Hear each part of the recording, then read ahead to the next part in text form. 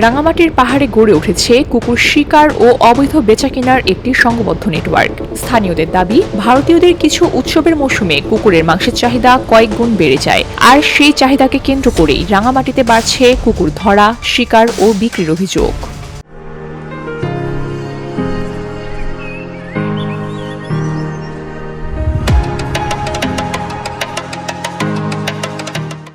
অভিযোগ অনুযায়ী একটি কুকুর বিক্রি হচ্ছে 7 থেকে 8,000 টাকা, আর বড় আকারের হলে 10 থেকে 12,000 টাকা পর্যন্ত।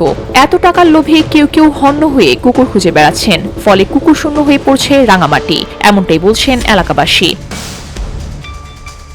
স্থানীয়দের ভাষ্য অনুযায়ী পাহাড়ি কয়েকটি এলাকায় বাঁশ দিয়ে তৈরি বিশেষ ফাঁদ পেতে কুকুর আটক করা হচ্ছে। এরপর দ্রুত ইঞ্জিন চালিত নৌকায় তুলে বিভিন্ন স্থানে সরিয়ে নেওয়া হচ্ছে। গত কয়েকদিন ধরে এ ধরনের দৃশ্য বারবার দেখায় অনেকের আশঙ্কা এটি কোনো বিচ্ছিন্ন ঘটনা নয়, বরং একটি সুসংগঠিত চক্র শিকার, পরিবহন ও বিক্রির পুরো প্রক্রিয়াকে নিয়ন্ত্রণ করছে। বিশেষ করে লগন্দ উপজেলার কয়েকটি এলাকাকে ঘিরে এ ধরনের অভিযোগ বেশি শোনা যাচ্ছে।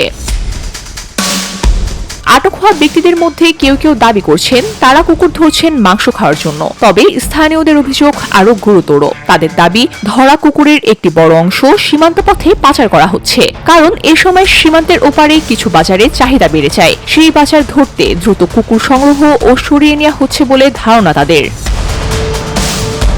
2019 সালের প্রাণী কল্যাণ আইন অনুযায়ী মালিকবিহীন কুকুর সহ কোনো প্রাণীর শিকার বা নিধন করা দণ্ডনীয় অপরাধ। পাশাপাশি রয়েছে বড় ধরনের স্বাস্থ্য ঝুঁকি। কুকুর জলাতঙ্ক সহ বিভিন্ন রোগের বাহক হতে পারে, ফলে কুকুরের মাংস সংগ্রহ, পরিবহন ও ভক্ষণ মানবদেহের জন্য ঝুঁকিপূর্ণ, এমনটাই সতর্কবার্তা দিয়েছেন সংশ্লিষ্টরা। প্রাণী সম্পদ বিভাগ বলছে, গণহারে কুকুর নিধন পরিবেশের ভারসাম্য নষ্ট করতে পারে এবং স্থানীয় বাস্তুতন্ত্রে নেতিবাচক প্রভাব পড়তে পারে।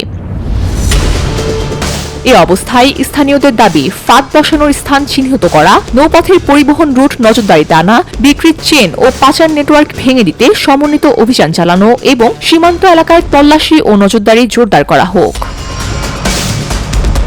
এলাকাবাসীর ভাষায়, পাহাড়ে প্রকাশ্যে ফাঁদ পেতে প্রাণ শিকার চলবে আর প্রশাসন নীরব থাকবে, এটা কোনোভাবেই গ্রহণযোগ্য নয়। VOD Bangla news desk.